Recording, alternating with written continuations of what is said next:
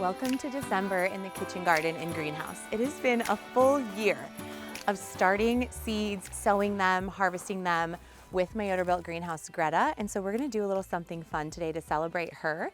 We're also going to continue sowing seeds, and I'm gonna show you how I prepare for the year ahead. Come on, let's go.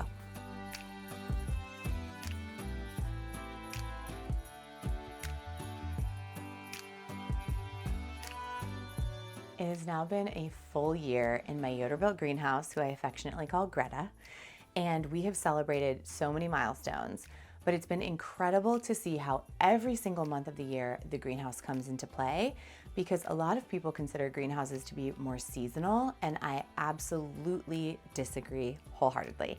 So you have seen me in January sow brassicas, I've come in March and we've started our peppers, and then come back in July and made red pepper flakes. We've started our pumpkins here in the greenhouse. We have done so many things month after month. There is always something to be going on, whether we're potting up, taking things out into the garden, or simply beginning new life with our seeds, which is what we're gonna do today. December marks the beginning of spring in the gardener's mind. So I'm gonna show you 3 things that I'm getting started this month to set you up for success next year.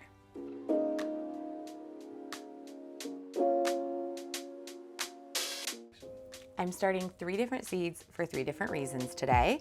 First being artichoke. So these perennials are beautiful in the garden to create a lot of structure, and I'm actually gonna gift these to a few of my clients, and I wanna get them started now. They'll be ready in just a couple months for me to pass along. And then we are also sowing leeks, which just take a very long time from seed, but they are absolutely phenomenal. And there are a lot of viral internet recipes with leeks right now that I wanna try. And then spinach. These are gonna grow really quickly, but I'm gonna sow them in the greenhouse to enjoy through the winter. So these will never make it out into the garden. They will just live forever in Greta, the Yoderbilt greenhouse. So let's get started. As you guys know, I have a rule of thumb when it comes to seed starting, and that is that we moisten the soil before we put the seeds in, because that way we don't push the seeds around as they get settled in their home. They just stay where we put them. So we are going to get these guys nice and watered before the seeds ever touch the soil. It's fine that water ends up in this tray. That's why I use this. It's actually a boot tray, but we love the zinc moment here. And we're gonna go ahead and let the water just stay here, because the little holes in the bottom of your pots are gonna continue to soak up that water. And that bottom watering actually creates really strong roots as they start to emerge. So artichoke are perfect in this like small to mid-sized pot, because I kind of want to leave them in here as long as possible, so that when I gift them, they look like an artichoke. You know, the first couple weeks of a plant's life, they all kind of look the same. So I'm really excited to be able to gift these in these pretty little light pots, so that we have clients that feel thought of. So these are just gonna go in, I'm just gonna push them into like my first knuckle. That's about twice the depth as the seed is long, which is a rule of thumb that I follow. And it allows the seed to lay in darkness until it's ready to come up. Just gonna put these in. I'm single sowing these because they'll take up way too much space if you try to get 2 in there. And we should know if they're gonna germinate properly within about 10 days.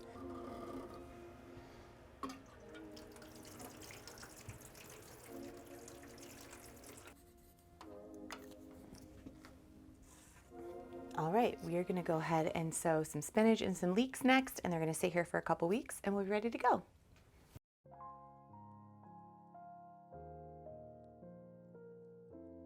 Starting in January, we'll begin an entirely new cycle for the kitchen garden. So December is when you need to plan for that. I like to write everything out on my big chalkboard in the greenhouse, because it just helps me stay on top of everything. But there really is an art form to figuring out how to replace the grocery store with your garden in determining how much food we eat, what we eat, and how often we go through it. So I like to just briefly jot down the plants we're gonna start, about the quantities that we'll need, and that will help determine what I'm sowing and when.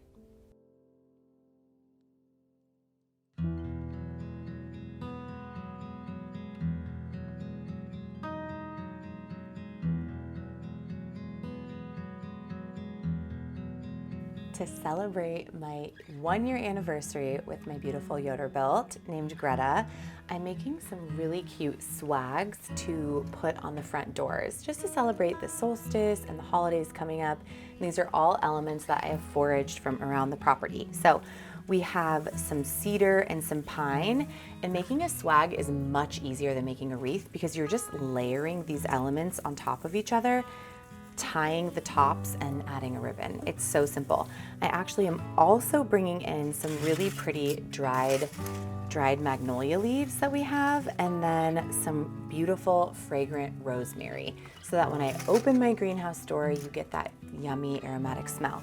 So we are truly just layering things on top of each other, from the most like bushy and textured to the lightest. There's some just gentle elements of different colors here.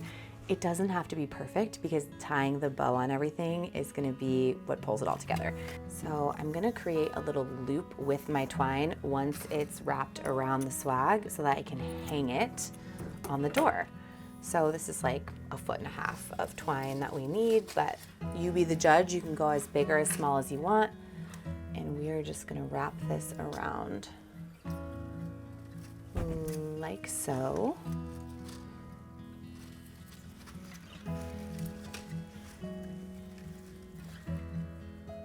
And then you can kind of twist the twine around once you get a loop. I'm just gonna use like a slip knot effectively, or a little loose bow to create that knot that it's gonna hang from. It's just doesn't need to be perfect. And then using the tail of my twine, or even a separate piece, depending on what you need, I'm gonna drag it through the behind loop of the bow and attach that so we have that polished winter look with the tartan. Love a tartan.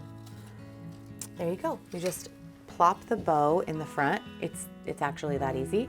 And then you have this little hook in the back, and she is gonna hang on the front.